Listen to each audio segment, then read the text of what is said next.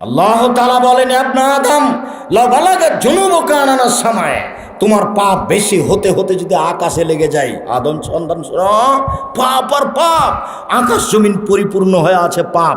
ফাস্তাগফিরতানি, এরপরে যদি আমার কাছে ক্ষমা চাও, গাফারতু লাকা, তোমাকে আমি ক্ষমা করে দেবো। বলো উবালি, আমি পরোয়া করি না তুমি কত বড় পাপী, আমি পরোয়া করি না তুমি কত বড় পাপী। অতএব সম্মানিত দিনী বোন, আপনার কাছে আবারও আমাদের পক্ষ থেকে আন্তরিকভাবে অনুরোধ রইল, আপনি স্বামীকে মেনেই চলুন, ভালো হবে, শান্তি পাবেন, সংসার সুখী হবে। মনটা ভারী করে কথা বন্ধ করে রাখবেন, ইবাদত কবুল হবে না, দিন দিন কষ্ট বাড়বে, শয়তান সুযোগ পাবে। কতদিন আপনাকে বলেছি, প্রত্যেক দিন ইবলিস সাগর, আটলান্টিক সাগরের উপরে তার চেয়ারটা রাখে, সব শয়তানকে মানুষকে পাপী করার জন্য লাগিয়ে দেয়। বিকালে এসে কেউ বলে আমি মারামারি লাগিয়ে দিয়েছি, তখন শয়তান বলে যাও কিছুই হয়নি। আর একজন এসে বলে আমি জেনা করিয়ে দিয়েছি, তখন শয়তান বলে যাও এটা কিছু হয়নি। আর একজন এসে বলে আমি স্বামী স্ত্রীর মধ্যে গণ্ডগোল বাঁধিয়ে দিয়েছি। যেমন বলে স্বামী স্ত্রীর মধ্যে গণ্ডগোল বাঁধিয়ে দিয়েছি, তেমন ইবলিস একবার লাফ দিয়ে উঠে তাকে বুকে জড়িয়ে ধরে স্বাগতম জানিয়ে বলে, হ্যাঁ তুমি একটা কাজ করেছ। রাত দিনের কাজ এটা ইবলিসের, আমি বলিনি এ কথা মুহাম্মদ সাল্লাল্লাহু আলাইহি সাল্লাম বলেন। 1450 বছর পূর্বে তিনি এভাবে বলেছেন, হাদিসে এভাবে আছে। কাজে ভুলে স্ত্রীর সাথে এরকম আচরণ করবেন না আপনি।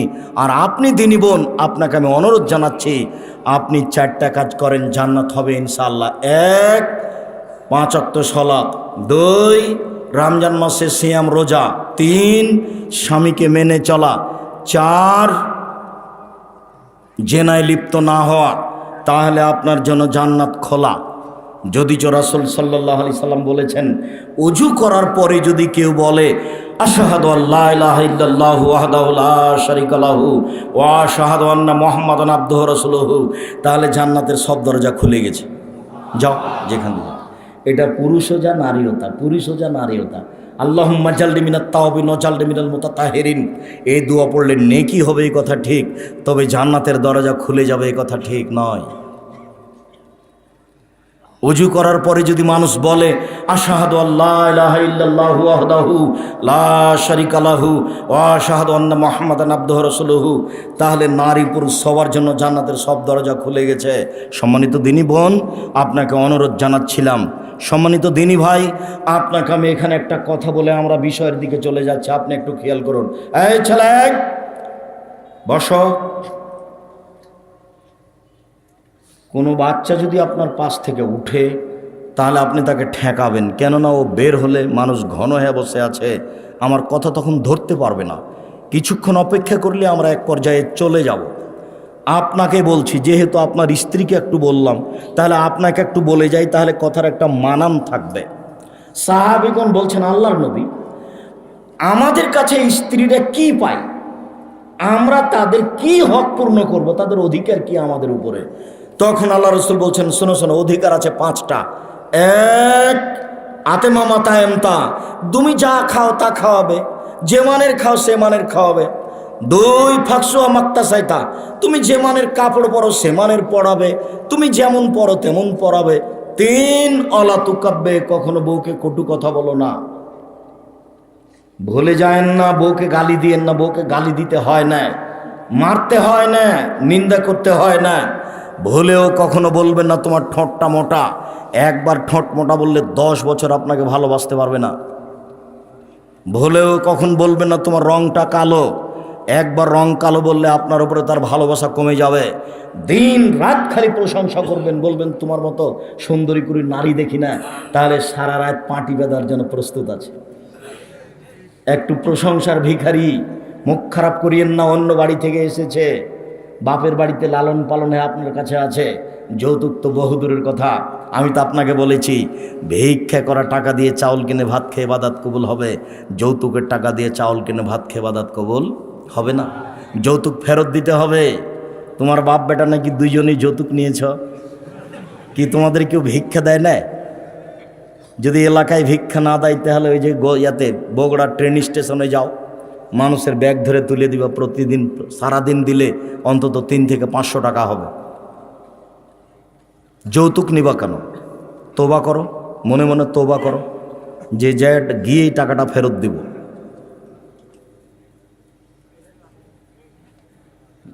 তোবা করা উচিত। কাজ করে খাবা, ফুর্তিতে খাবা, ভালো লাগবে। তো আমার কথা বলো, আমি কেন, আমার বুকে একটা সাহস আছে।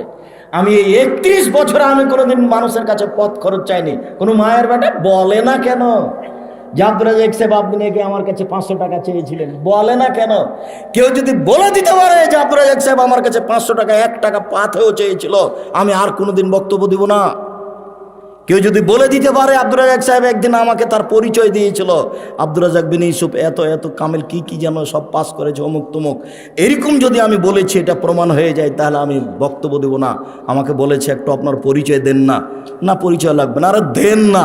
তখন আমি বলেছি আমার নাম আব্দুল রাজ্জাক আর আমার বাপের নাম ইউসুফ, বাপ বেটা মিলে আব্দুল রাজ্জাক বিন ইউসুফ। এর চেয়ে আমি বেশি কোনোদিন বলিনি। যৌতুক কেন নিবা? কাজ করে খেতে পারো, এতে রুজিতে বরকত আছে, এতে একটা সাহস আছে, হেম্মত আছে। চিরদিনের মতো তুমি ডুবে গেছো, তোমার মুখে মানুষ থুথু মারে, গালি দেয়, বাটা তুই তো শ্বশুরের কাছে টাকা নিয়েছিস, তুই আবার মুখে কি বলিস? ঘৃণা করে। তুমি ঘৃণার পাত্র, তোমার বাপ ঘৃণার পাত্র। খবরদার এই কাজ করো।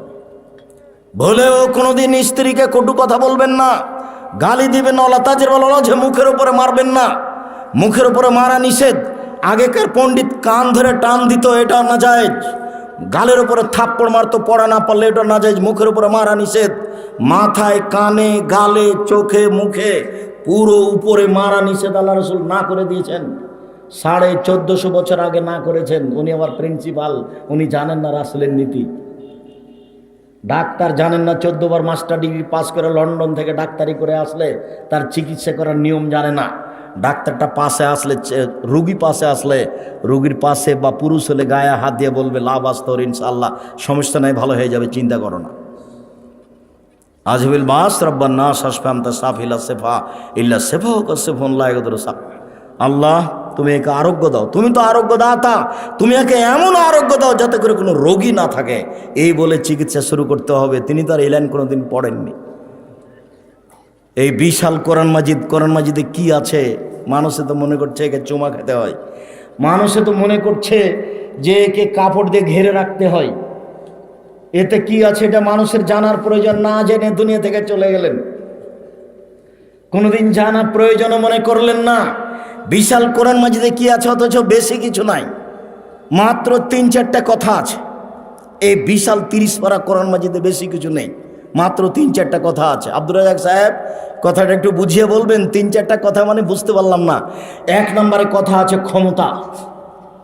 ক্ষমতা গিয়ে দেখাতে গিয়ে বলেছেন আসমানের জমিন আসমানের মালিক আমি, জমিনের মালিক আমি। পৃথিবীবাসীকে চ্যালেঞ্জ করে বলেছি, তারা আসমানের কোনো ক্ষতি দেখাতে পারে, জমিনের কোনো ক্ষতি দেখাতে পারে, পারলে একটা বানিয়ে দেখাক না। কেউ যদি পারে, আমি একাচ্ছত্র মালিকানার অধিকারী, আসমানের মালিক আমি, জমিনের মালিক আমি। এটা ক্ষমতা দেখাতে গিয়ে তিনি দেখিয়েছেন। ক্ষমতা দেখাতে গিয়ে দেখেছেন 2, কিভাবে চন্দ্র যায়, কিভাবে সূর্য আসে, কিভাবে সূর্য আসে, কিভাবে চন্দ্র যায়।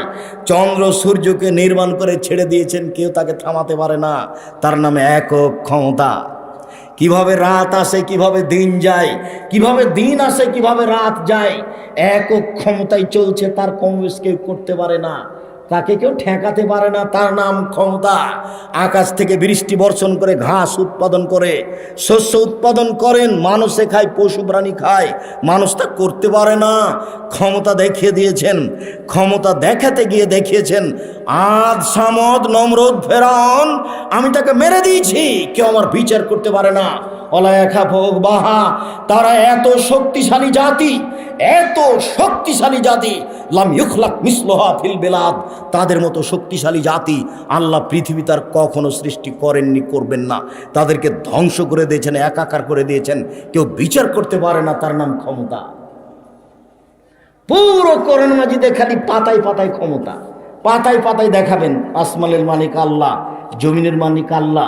তিনি সূর্য সৃষ্টি করেছেন, তিনি চন্দ্র, রাত আসে, দিন যায়, এভাবে দেখাচ্ছেন। বৃষ্টি বর্ষণ করে আমি ঘাস উৎপাদন করি, আমি ফেরাউনকে মেরে দিয়েছি, আমি নমরুদকে মেরে দিয়েছি, কেউ বিচার করতে পারে না, এ হলো ক্ষমতা। আর দ্বিতীয় দেখিয়েছেন গাফুর আর রাহমান আর রাহিম, খালি গাফুর দয়াশীল, খালি রহমান খালি রাহিম, গাফুর রহমান রাহিম বাররুন দিয়ে আর ওয়াদুদ দিয়ে কোরআন মাজিদকে ভরে ফেলে দেওয়া হয়েছে। কেউ পড়ে না, কেউ বুঝেও না, খালি পাতায় পাতায় গাফুর, পাতায় পাতায় গাফুর, পাতায় পাতায় রহমান, পাতায় পাতায় রাহিম, পাতায় পাতায় বাররুন, পাতায় পাতায় রাউফুন, পাতায় পাতায় ওয়াদুদ, মানে আমি প্রেমময়, আমি দয়াশীল, আমি ক্ষমাশীল, এটা দেখিয়ে কোরআন মাজিদকে ভরে ফেলে দিয়েছেন। তিন, কিছু বিধান, সলাত আদায় করতে হবে, যাকাত দিতে হবে, চুরি করলে হাত কাটা যাবে, এ হলো কিছু বিধান। চার, এরই ফাঁকে ফাঁকে জাহান্নামের জান্নাত, জাহান্নামের জান্নাত, জাহান্নামের জান্নাত, এই কোরআন মাজিদ শেষ। বুঝতে পারলেন না কথা মনে হয়? তো কোনোদিন পড়তেও পারলাম না, কোনোদিন বুঝতেও পারলাম না। কখনো মুখের ওপরে মারবেন না।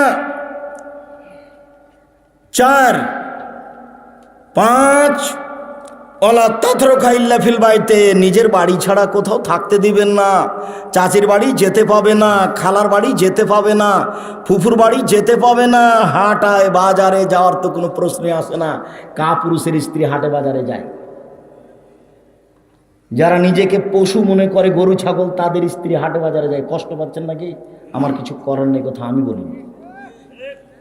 যদি আপনি আবার অনুবাদ শুনতে চান, তাহলে আমি যখন নেমে যাব তখন আপনাদের সুপরিচিত মৌলানা আব্দুল কাদের সাহেব আপনাদেরকে এই আয়াতের অর্থ শোনাবেন। বুঝেও বুঝে না ওরা অন্তর আছে, বুঝে না, দেখেও দেখে না ওরা চক্ষু আছে, দেখে না, শুনেও শুনে না ওরা কান আছে, শোনে না। উলায়েকে কালানাম, তারা পশু প্রাণীর মতো, তারা গরু ছাগলের মতো, তারা কুকুর সিলেগের মতো, তারা চতুষ্পদ প্রাণীর মতো, বাল হওয়া যাল, বরং তার চেয়ে খারাপ।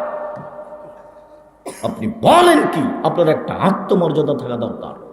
বাজারে যাবে মানে বিবাহের বাড়ি যাবে কেন? বিবাহের বাড়িতে চলে গেলে স্বামীর সঙ্গে